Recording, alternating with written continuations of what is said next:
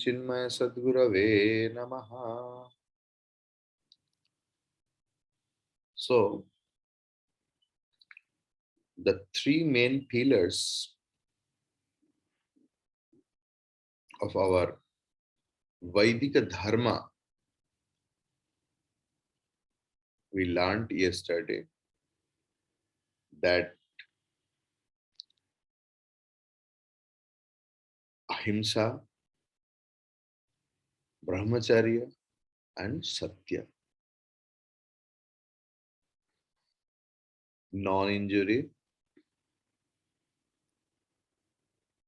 perfect celibacy, and truth. If once you have correctly understood this, the implications and the fields of emphasis for these three great values of life, you have understood the gist and essence of the vast Sanskrit libraries all around the globe, treading upon the themes of Dharma Shastra. When a man has learned to live thus in perfect self-control, ever vigilant to gather knowledge from the lived experience, and when he has lived some years an inner life based upon the principles of non-injury in his motives and truthfulness to his wisdom, he becomes the chosen child of nature to be lifted to the top of the evolutionary ladder, means the supermanhood. The techniques by which this last lap of the pilgrimage is accomplished constitute the contents of the different practices or different yoga, different paths advised in religion. In Vaidika Dharma or Hinduism, Vaidika Dharma, we have four different technical strategies prescribed for accomplishing this final transformation from manhood to godhood.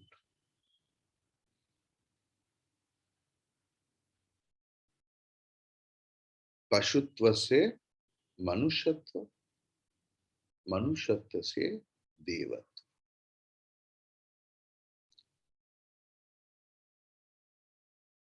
The Ramakrishnites, who only read the literature of any particular organization,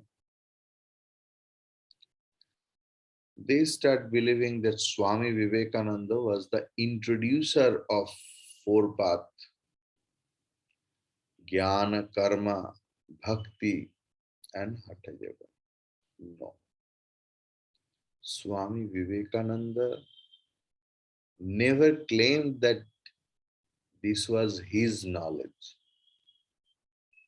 His main motto was to establish, to preach, to teach the age-old ancient Vedic knowledge amongst the humanity.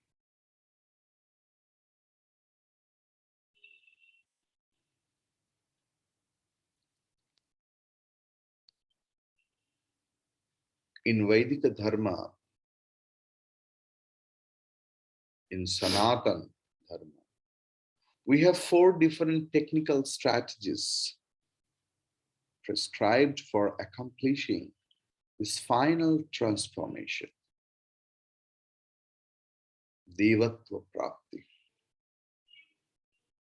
from our carping sorrows to the voiceless bliss.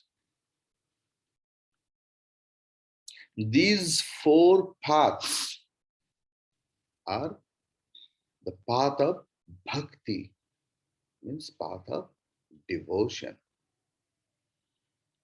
path of knowledge or jnana yoga, the path of selfless action, unselfish, devoted action called karma yoga, and the path of mysticism, popularly known as hatha yoga, are neither contradictory nor antagonistic to each other, but they all run converging towards one and the same goal. This shall be the theme of our study. In no religion of the world, we do find such a variety of delightful methods prescribed for our joyride to bliss infinite or Godhood. In all other religions, except perhaps Buddhism, there is only one beaten footpath through which everyone in the fold must, without protest, jolt along, the path of devotion. This insistence and the lack of accommodation in other religions had compelled many of their faithful to go astray, seeking fresh woods and pastures new. Invariably, all of them can find ample living space only in the endless temple halls of Vaidika Dharma. Very interesting thing we are going to discuss today. Very, very interesting thing.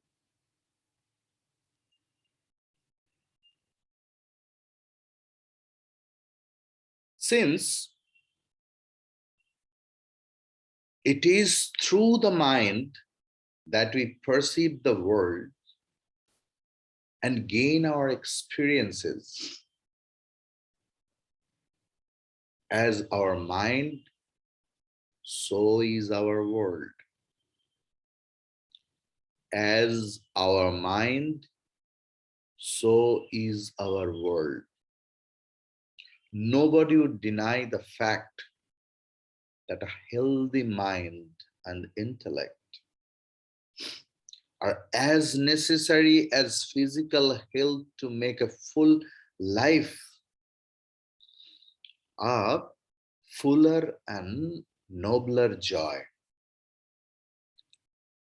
We have been discovering so far in our discussions that a religion is unavoidable in any scheme of true living, inasmuch as it is a perfect science which alone can rehabilitate the disintegrated inner constitution of man. Our age is suffering, In spite of its luxuries and plenty, scientific growth and intellectual assertions, social development and political awareness, mainly because of the shattering of our own inner constitution. If in rehabilitating or at least in reconstituting the inward turmoil, religion can play a leading part, then certainly we can consider it as an essential necessity in life. But does it? The science of Vedanta advises the treatment of meditation for making a genius out of an ordinary man. The logic of meditation is quite scientific and it can be easily comprehended when we try to understand its technique. In life, it has always been observed that to solve a problem is to rise above it. Can you remember the story of Hanuman?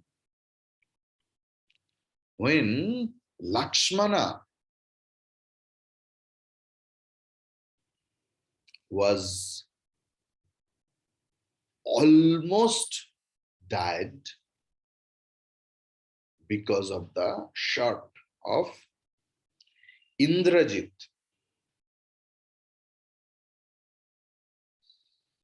Lord Hanumana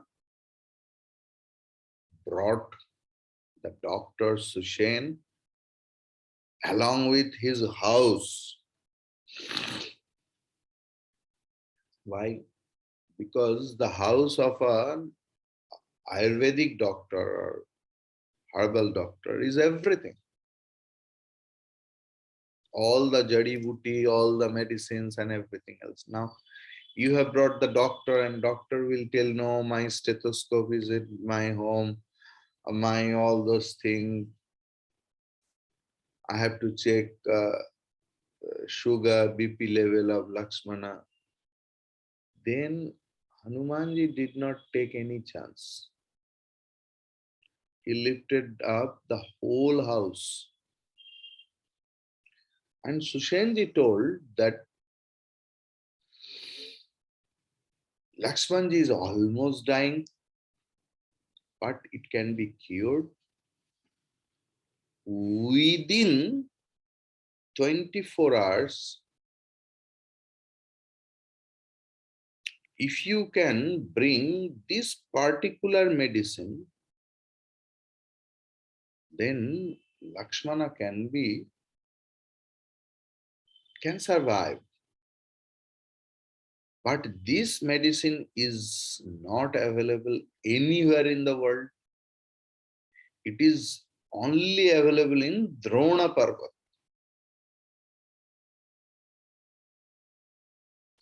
Hanumanji went, and the same problem.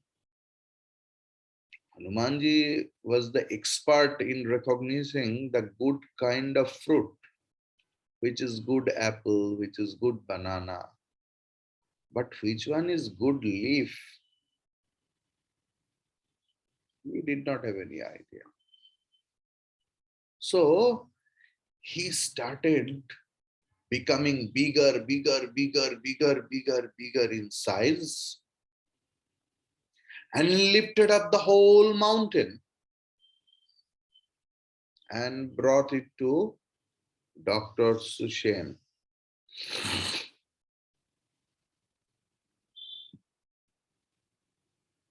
It's a very nice story.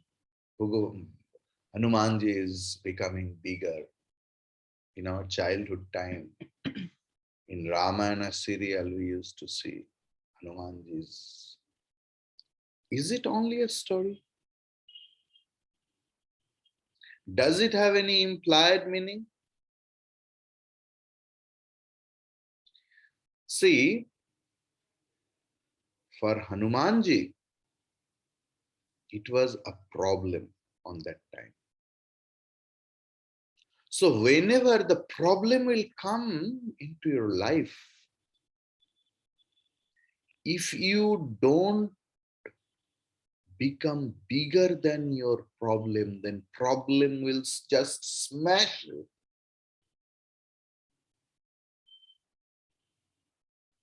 Become bigger than your problem. Keep the problem over here.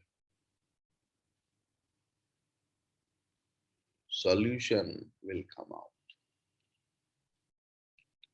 So this science of Vedanta, advises the treatment of meditation for making a genius out of an ordinary man.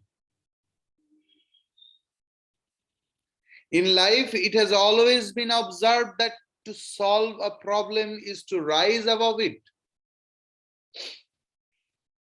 The problem of scarcity is never solved unless plenty has replaced it.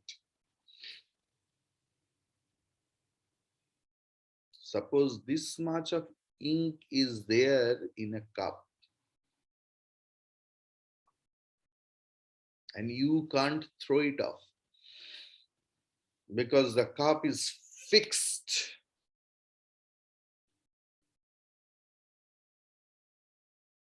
On the table.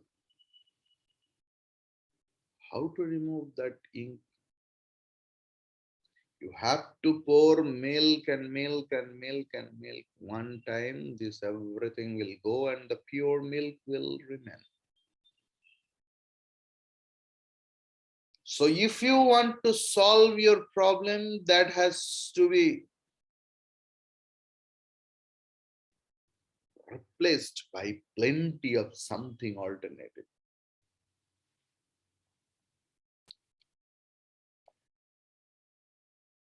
Weakness is not cured unless the patient gets himself established in strength. Similarly, the problems of our weakness in life arising out of our unintelligent attachment with our own body and the body created relationship with the outer world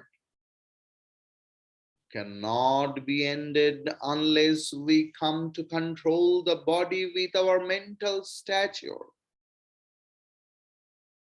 So also, mind cannot be controlled unless we plan and execute our strategies from the intellect.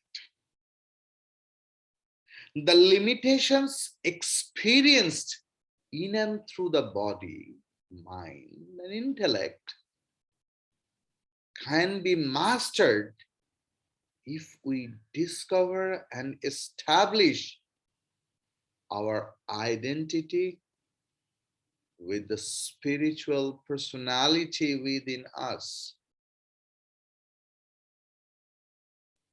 For that, inner rehabilitation is required. Inner rehabilitation is required. Meditation is nothing but the inner rehabilitation. With this idea in mind, when we enter religion to study its technique rather than to quarrel over the individual belief system or peculiarities in ritualism,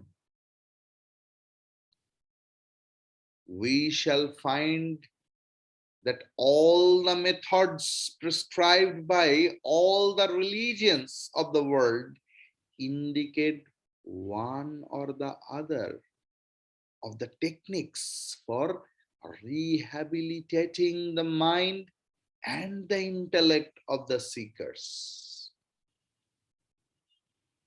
The more we study, the more we shall become convinced that without a complete training in this science of religion, it is almost dangerous for a man to face life.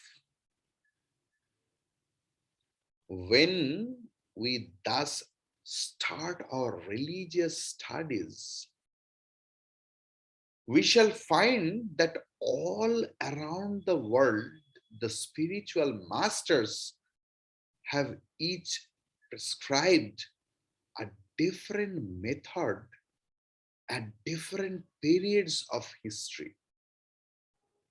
Why? To suit the temperaments of his age.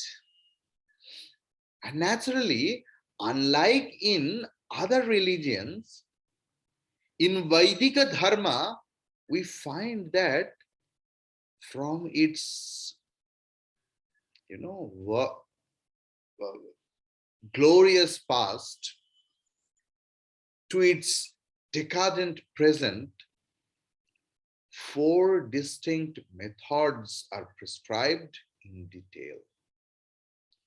So, Vaidika Dharma is an ever growing tradition rather than an uncompromising revelation, and therefore, in its sacred books, we find all the four paths equally emphasized even today. The path of knowledge, the path of selfless love and devotion, the path of unselfish and devoted action, and the path of mysticism. In thus prescribing different methods, the great rishis, the great sages of old, during their close observation of man and society, had classified them under four groups on the basis of the temperaments in man. They found that though the majority are essentially men of heart, a substantial minority are constituted of the men of head. In between these two types, the emotional and the intellectual, there are a few who can be considered as men of mixed temperaments, who are sometimes emotional and sometimes intellectual. Lastly, there are those who fall under the fourth category, which are men who have neither a highly developed intellect nor a fully grown heart, and they are called underdeveloped. To prescribe to all these four different types of people one and the same method would have been psychologically absurd. And therefore, the four different methods advised seem to be quite appropriate and extremely scientific.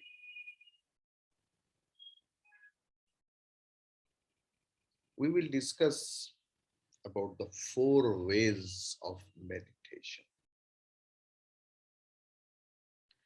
To the man of emotion, the path of devotion has been advised. They have plenty of love to give. They have plenty of tears to shed. Their emotional temperament finds an extreme satisfaction when they are praying at and adoring the lotus feet of their Savior and Guide, the beloved of their heart. This method, however, will have no appeal to the purely intellectual one. They have no emotion to give. There are no fluid sentiments in them that in impatience gargle forth seeking for themselves a way to flow out.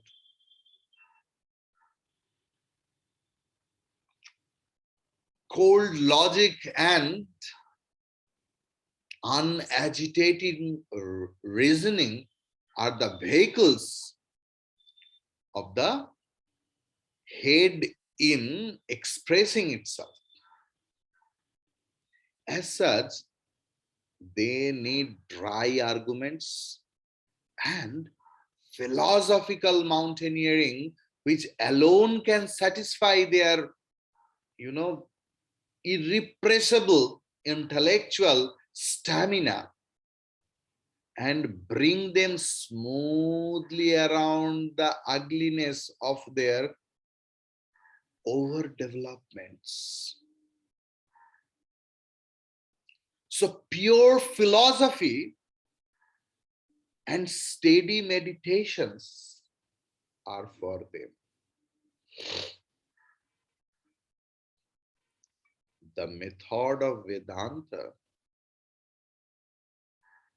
the path of knowledge, creates to this small group. To the members of the mixed group, neither of these 2 ways would in themselves be sufficient. These are men who are extremely emotional when, before breakfast, coldly intelligent till lunchtime, and perhaps by evening, tea time, they are back again in the soft, morass of endless emotions. This uncertain type cannot consistently apply themselves to either of the above classes, either to the path of devotion or to the path of knowledge. To them is advised the path of action, karma yoga, which is a happy synthesis of both the above methods. Lastly,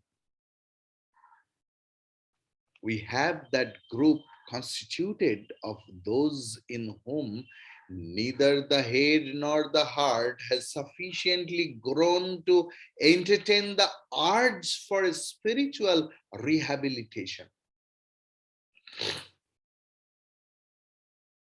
They would have been the desperation of any prophet of any religious group. But in their infinite wisdom, the rishis seem to have evolved a method of exercises with which, first of all, the seekers develop in themselves a sufficient mental and intellectual agility. These exercises are called by the familiar terms of postures, asana. This is a posture. And breath control means pranayama. But one thing you should know, pranayama means control of all expressions of life, not mere breath control. Okay? Should remember that pranayama means control of all expressions of life, not mere breath control. It's not pranayama. Because pranayama is not mere sashayama. Only swaspasya is not that. Control of all expressions of life. So this way of self-development is called the path of mysticism or Hatha Yoga. Tomorrow we will discuss further. Hari Om Tat Sat. And this pure self consciousness is beyond that, no? Of course. So bliss is not a complete consciousness, right? The fifth seat. You have answered. Bliss Shid. Shit, yes. Not Shit. Shit is only the body. Yes. That is beyond. Shid means the shield. Yeah. Through and that is beyond. Your Atman is covered. Yeah. So that is why it is kosha, shid, covering. Beyond. Clear? Pure Atma has no connection with anything else. Yes. So that is beyond that. But it is in this.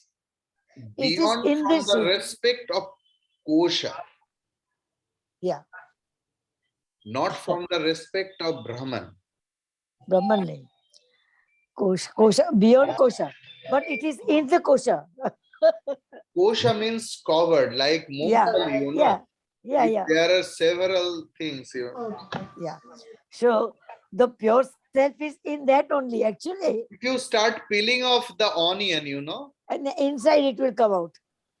Nothing.